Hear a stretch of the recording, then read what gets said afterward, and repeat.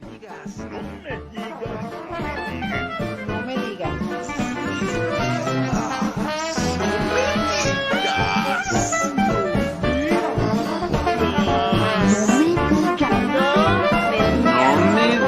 Café con sabor amargo. Señores, gracias por estar con nosotros como cada martes, 11 de la mañana, en programas de Café con Sabor Amargo con don Luis Correa Mena. Luis, qué gusto verte como siempre, sana distancia, cuidándonos. Híjoles, muchas cosas que platicar. Luis, muy buenos días. Muy buenos días, cuidándonos ya que el gobierno no nos cuida. No, pero además, Luis, pasó cosas interesantes. Y una de las cosas interesantes es, y yo lo dije, aunque tú me criticaste, fue el desinforme de gobierno. Un desinforme una recopilación de 3 años del desastre que ha estado el gobierno federal. Nunca, yo esperaba de los logros de esta administración, que realmente dices, bueno, ¿cuándo habrá los logros? Porque simplemente para este gobierno el máximo logro son las remesas. Dices, wow, aumento histórico de las remesas. No se refirió a aumento de violación de derechos humanos, al aumento de pobres, al aumento de la falta de seguridad social para los mexicanos. No habló de los feminicidios, no habló de los números de muertos por COVID, aumento de violencia y tantas cosas que este presidente de la no corrupción, porque ya no hay corrupción, porque él es muy buena onda, Luis, dices, pero ¿qué onda con este? De veras, para mí es desinforme porque no informó de la realidad lo que pasa. Y aunque su aprobación sea tremenda, Luis, dices, bueno, ni hablar. Bueno, en primer lugar quiero aclarar, sé que lo dices en parte en broma y hay suficiente confianza de mi crítica o mi regaño al manejo lingüístico tuyo respecto del desinforme o el no informe, etcétera, etcétera. Bueno, lo que pasa es que son modos entre tú y yo, ¿no? Yo no uso el modo de descalificación o de burla para tratar de establecer un diálogo racional, razonable, plantear los argumentos principalmente. Ya ves que a los seguidores de AMLO no les digo chairos, ya ves que a la cuarta transformación no les digo la cuarta deformación, etcétera, etcétera. O sea, yo trato de evitar palabras que sean descalificantes porque tengo esa convicción que si quiero dialogar con alguien, ofendiéndolo no es un buen principio, ¿no? Sino tratando de argumentar con la esperanza de que el diálogo, que es razón que va y viene. Bueno, oye, Luis, digo, soy iluso a mis 61 años de edad, sigo siendo iluso creyendo que hay mucha gente que puede aceptar la razón cuando viene del otro, aunque no sea originaria de él, ¿no? Entonces, bueno, yo me manejo así y pues de alguna manera no te regaño, no te critico, pero pues yo en mi línea de argumentación trato de estar. Bueno, pero finalmente la resultante es esa. Es un hecho que el informe pues poco informa de lo que nos importa, poco acepta la realidad, poco trata de ubicar la atención en las cosas que evidentemente el gobierno ha fracasado. Pero aquí yo quisiera empezar a hacer comentarios al margen de esto que está pasando. Hombre, cuando los gobiernos anteriores rendían su informe, siempre señalaba la oposición, del color que fuera, las ausencias del informe, ¿no? Que es un poco lo que has hecho tú hace un momento en la entrada, ¿no? ¿Qué fue lo que no hubo en el informe? O sea, resulta que los seguidores de AMLO que creen que AMLO es el primer criticado en este país, pues están muy lejos de la verdad, porque a todos los gobernantes anteriores en su informe se les ha señalado las carencias informativas o las deficiencias, las insuficiencias o las ausencias de plano de las temáticas que no les son favorables o no les eran favorables a los gobernantes en turno. Y entonces resulta que hoy el presidente repite el mismo esquema, echa un discurso de la panacea, de que todo está bien, de que presume lo que pues yo diría que no es presumible, no acepta lo que es perfectamente identificable como fracaso propio, etcétera, etcétera. Hombre, lo hemos comentado en programas anteriores, el presidente de la República señala como uno de los mayores logros el récord histórico de remesas. ¿Dónde quedó Andrés Manuel, que señalaba que cuando alguien hablaba de remesas era una manera de reconocer el fracaso gubernamental? Hoy, a 3 años de gobierno, 50 informes que ha dado, que eso sí es un récord histórico, resulta que presume como si fuera logro de gobierno, de su gestión, el incremento de las remesas de mexicanos en el extranjero a sus familiares en territorio nacional. Lo hemos comentado antes, hay que reiterarlo, las remesas son el producto histórico, sí, de malas políticas públicas que han generado falta de oportunidades en territorio nacional para nuestros hermanos. El mexicano que va a Estados Unidos no es porque quiera hablar inglés, sino porque quiere subsistir, quiere trabajar para permitirle subsistir a su familia. Abandona tierra, amigos, familia y va a una aventura que inicialmente es muy dura, que después pues tiene algunos momentos de mejoría, pero al inicio es muy dura toda la travesía, todo el cruce, todo el inicio en Estados Unidos no es fácil, y lo hace porque en México no encuentra posibilidades de desarrollarse y de recibir por su esfuerzo la remuneración necesaria para mantener a sus familias. Entonces, es en sí la remesa un síntoma, un símbolo, un ícono muy claro del fracaso histórico de los gobiernos mexicanos en darle oportunidad a sus gobernados, a su población, a su pueblo al que se debe. Este gobierno no es la excepción. Ya lo decíamos antes, el que llegó para cambiar las cosas, pues resulta que está enfilado a que sigan igual o empeoren inclusive, porque esta presunción de lo histórico de las remesas es en sí un reconocimiento implícito, o sea, está dentro del mismo enunciado del fracaso del gobierno que encabeza Andrés Manuel López Obrador. Lo presume, ¿por qué? Porque el discurso siempre de Andrés Manuel ha sido demagógico y hay muchos mexicanos que se lo creen.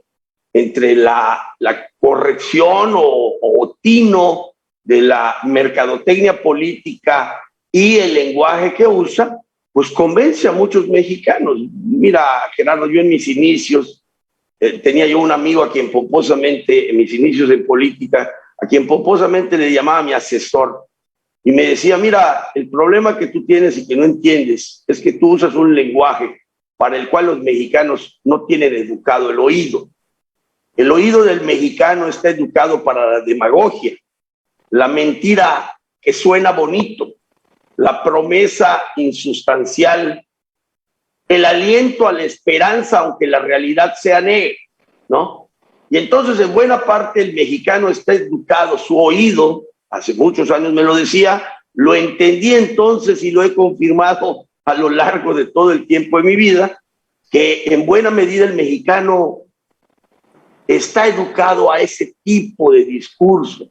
Yo he usado expresiones en tu programa en otras ocasiones, o diciendo que al mexicano le gusta que le mientan, ¿no? E incluso cantábamos algunas estrofas o algunas letras, líneas de algunas canciones de miénteme más que me hace tu maldad feliz, etcétera, etcétera. El mexicano es de esa cultura y en eso, conocedor de esa cultura y estudiado por sus publicistas, sus mercadólogos, en eso sí ha incurrido en un asunto histórico el presidente Andrés Manuel, en el enunciado de mentiras. Es el presidente al que se le ha cuantificado al cabo de 3 años de gestión, más mentiras en la historia de México.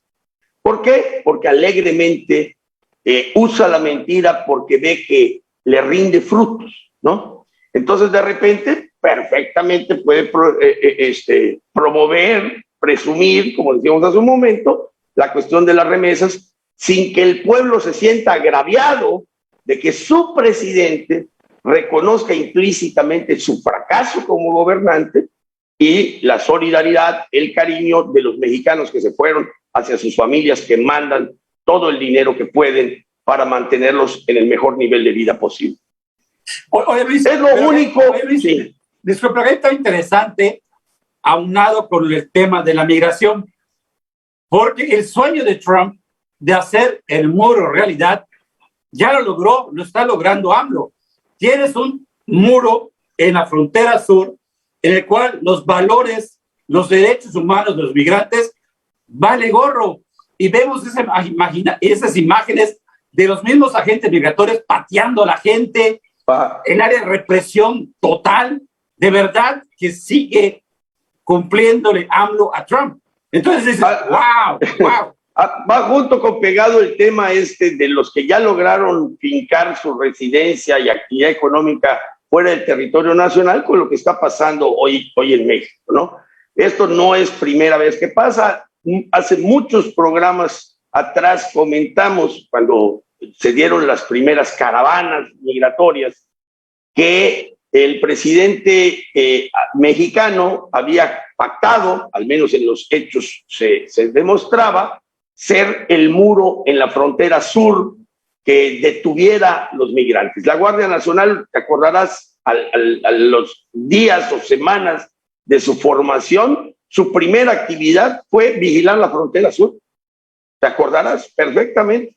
La Guardia Nacional empezó su funcionamiento deteniendo centroamericanos que querían atravesar el territorio nacional para llegar a Estados Unidos. Y entonces el muro, yo en ese momento dije, bueno, antes nos encomendaron que la guerra contra el narcotráfico se librara en territorio nacional, o sea, nosotros ponemos los muertos, las balas, la inseguridad en las calles, y ellos se llevan los dólares, la droga que necesitan para su población, etcétera, etcétera. Si eso era ignominioso para México, pues resulta que ahora somos su control migratorio, ¿no? Entonces, caray, cada día nos encargan un trabajito más sucio para hacerle a los Estados Unidos, y al parecer el presidente Andrés Manuel está encantado de la vida haciéndolo y justificándolo, porque basta ver lo que dice al respecto, ¿no? O sea, ahora resulta que los detienen por no tener inseguridad en México, cosa que muy distinto a lo que dice en materia de narcotráfico dentro del territorio nacional. A ellos abrazos, no balazos, y a los migrantes que van a provocar inseguridad nacional hay que reprimirlos, no importa los modos, porque los modos solo los ve en autoridad ajena a la suya. Y por otro lado emite el argumento de que pues también hay que salvar a esos migrantes de las manos de la delincuencia organizada en México. Entonces resulta que con esa lógica, pues los que no queremos ser presas de la delincuencia organizada en México, seamos migrantes o residentes nacidos inclusive en México, pues debemos estar lejos de ellos, encerrarnos en nuestras casas, porque las calles, desde la visión del presidente de Andrés Manuel, pues son del narcotráfico.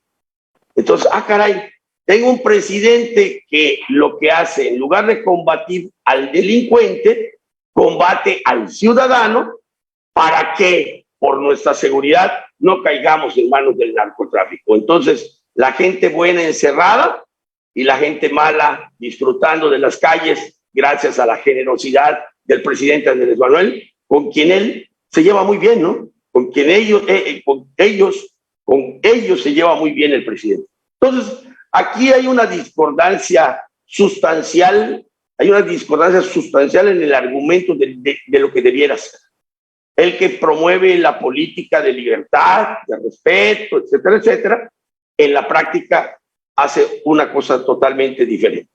Y entonces, incluso, y esto desde hace rato empezó, cuando vinieron las primeras caravanas, a gente que había estado con él en luchas precedentes, específicamente Porfirio Muñoz Ledo, dijo, caray, ahora resulta que le vamos a hacer trabajo sucio a Estados Unidos, no reconozco a Andrés Manuel. Lo dijo en ese entonces, obviamente sigue en la misma línea, no entendemos claramente, a pesar de pues lo complejo que es una migración a través de nuestro territorio para tratar de llegar a Estados Unidos, no entendemos la posición del presidente. Que la Guardia reprima a migrantes, a gente necesitada, a pueblo bueno de otras latitudes, de otros países, haciéndole la chamba a Estados Unidos y resultando además como argumento ese que yo mencionaba, que para defenderlos de no caer en las garras de la delincuencia. Hombre, pues que empiece a hacer su trabajo de combatir la delincuencia en México para proteger no solo a los migrantes que osan cruzar nuestro territorio para tratar de llegar a Estados Unidos,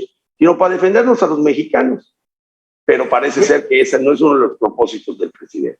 Por eso, Luis, este tercer informe de la cuarta deformación, perdón, para que no se mis amigos chairos no se molesten, de la cuarta transformación, nada, no ha dejado nada, Luis. Esta cuarta transformación ni siquiera ha empezado, como decía mi amigo Jesús Solís Alpuche, este elefante reumático no camina porque los mismos de la 4T lo tienen encadenado. Y está, mira, de verdad. Es bastante más grave, yo lo he señalado y lo repito pues, en la ocasión de un nuevo informe del presidente. Es bastante más grave el fracaso del presidente en la conducción del país. ¿Por qué está ausente en la cuestión de la economía y solo usa remesas e inversión extranjera que no dependen directamente de él? Porque la economía va mal, el desempleo ha aumentado durante su sexenio. Un presidente que se vendió como que iba a cuidar especialmente de los pobres del país, pues no lo demuestra. O sea, cada día es mayor pues la dificultad de quienes tienen poco o carecen de lo necesario. Mira, ahí la Coneval, que es la que evalúa las políticas sociales o la pobreza en México, publicó un sinnúmero de gráficas o de información referente a cómo ha ido derivando la realidad nacional y hace comparativos 2018-2020 que resultan muy interesantes. Resultan muy interesantes y muy dramáticos, o sea, porque no por interesantes son penosa, no es penosa la realidad que nos muestra, es muy penosa. Entonces hay una gráfica referente a al no acceso o a la carencia de acceso a los servicios de salud en México y muestra claramente cómo se ha deteriorado. Si bien era pues vergonzoso para el país que en pleno siglo XXI tuviéramos en 2018 una carencia en materia, en porcentaje de toda la población nacional de los órdenes del 16%, pues es muchísimo peor tenerla a finales del 2020 en el orden de los 28%. O sea, ha habido un deterioro en materia de acceso a los servicios de salud muy importante que cuantificado en número de ciudadanos, pues hombre, en el 2018 se hablaba de 20 millones de mexicanos, en datos de la Coneval, carentes de acceso a los servicios de salud, y al terminar el año pasado, en 2020, se habla de más de 35 millones de mexicanos. Entonces, a ver, solo este dato, le podemos aumentar el desempleo, le podemos aumentar el número de muertos, le podemos aumentar la deuda que dice que no hay que aumentado, le podemos aumentar muchas de las mentiras o omisiones en que incurre el presidente Andrés Manuel, pero si solo tuviéramos este dato, ¿dónde queda el propósito presidencial o el propósito de la cuarta transformación? El propósito en el que creyó gente como Germán Martínez, que decía, si solo logramos que los pobres estén mejor, todo esto valió la pena. ¿Cómo queda toda esa convicción cuando pues, los más pobres o los menos favorecidos aumentan en su incapacidad de acceso a los servicios de salud en ese número o en esa proporción. Un 12% más, 15 millones más, además de los 20 que ya habían, que no tenían acceso a los servicios de salud. Durante la gestión de Andrés Manuel, se suman a los que no pueden acceder a los servicios de salud. ¿Dónde queda la convicción de primero los pobres? ¿Dónde queda el compromiso social? ¿Dónde queda la reivindicación de los de abajo? ¿Dónde queda la lucha por evitar la desigualdad, por reducir las desigualdades tan injustas en este país? Pues ¿dónde quedan? En el basurero de la historia, eso sí es histórico. Tiró el compromiso por la borda y la realidad es así de lastimosa. Tenemos un gobernante que presume todos los días, que se ocupa todos los días de lo que no debiera un presidente, de atacar a los que discrepan de él, y termina produciendo una realidad verdaderamente vergonzosa para México. Los pobres hoy están más abandonados que nunca, hoy tienen menos dignidad en su vida, encabezados por un presidente que supuestamente eso iba a ser lo contrario. Y hombre, y en esta realidad tan penosa, tan lastimosa, pero tan real y tan mentida en las palabras del presidente de la República, hombre, pareciera ser que la reivindicación de los pobres, de los indígenas de México, de las luchas y penas que durante decenios han pasado, se circunscribe a la puesta de un monumento a la mujer indígena en la Ciudad de México. Es una verdadera burla cómo este régimen, este gobierno y este presidente se hace realidad a su modo lo que tantas veces comprometió y criticó.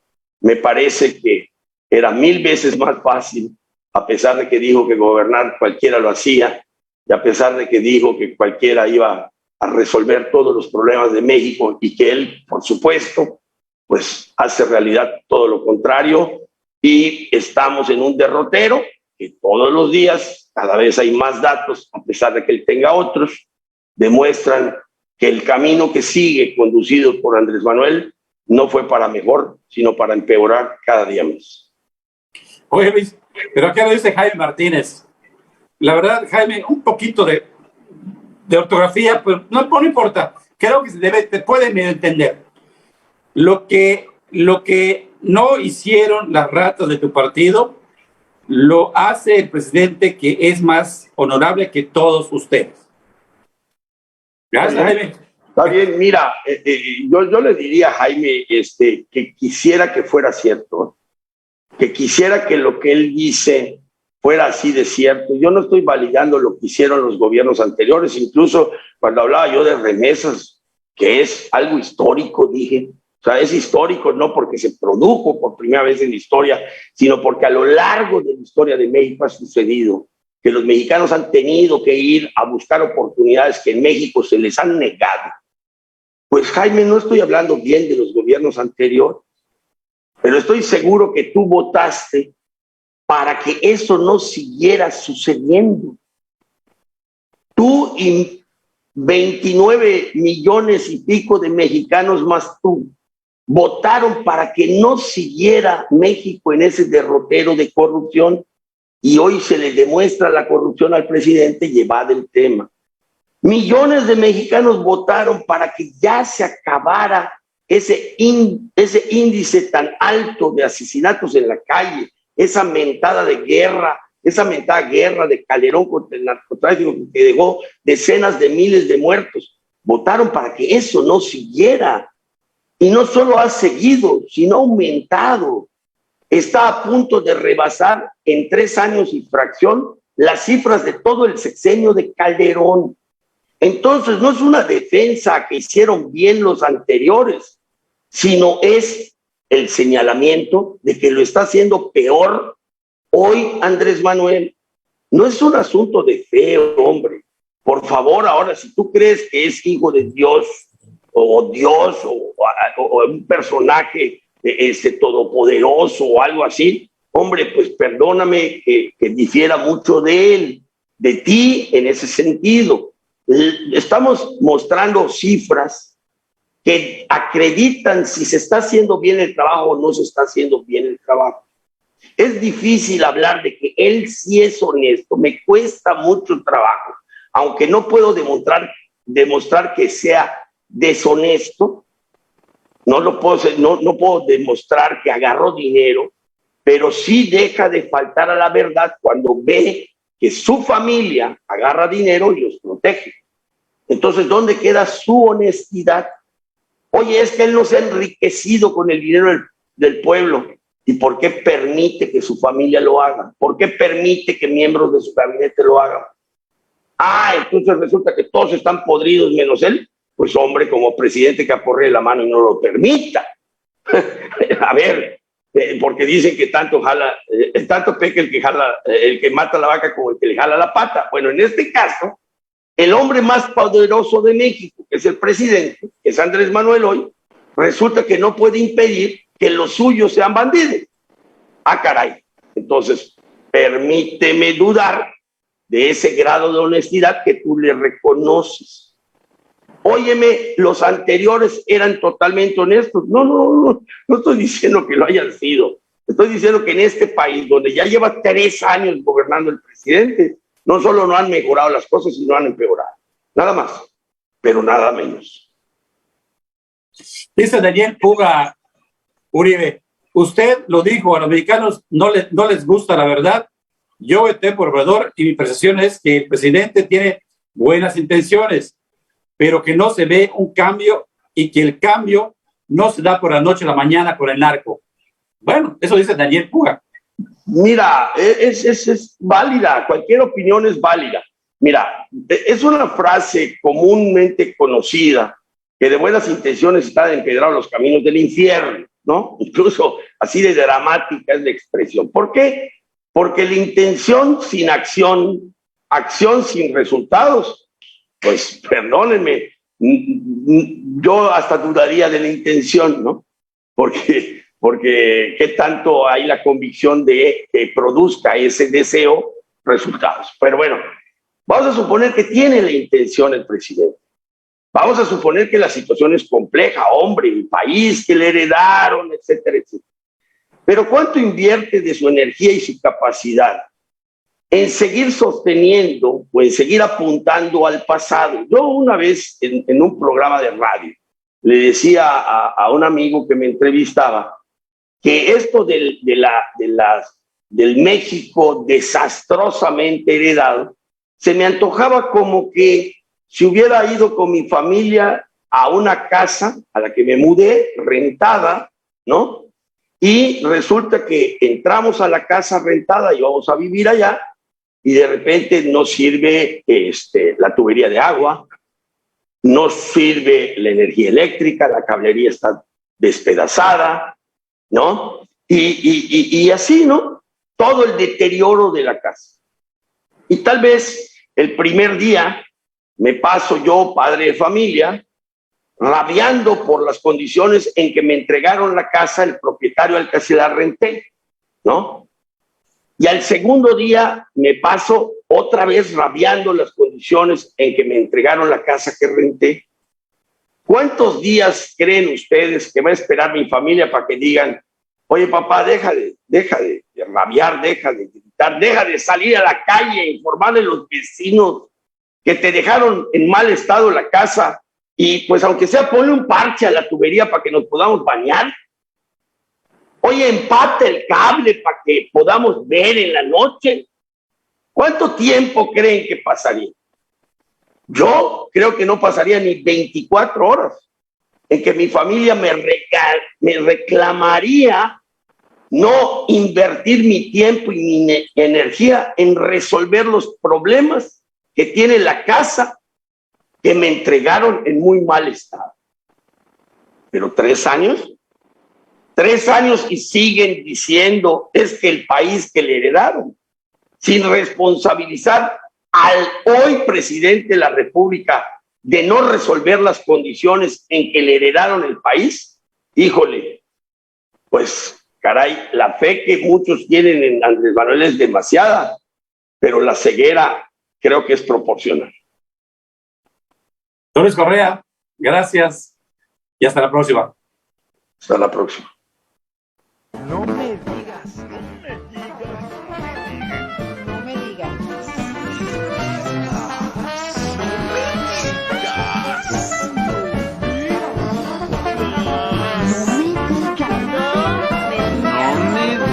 Café con sabor amargo.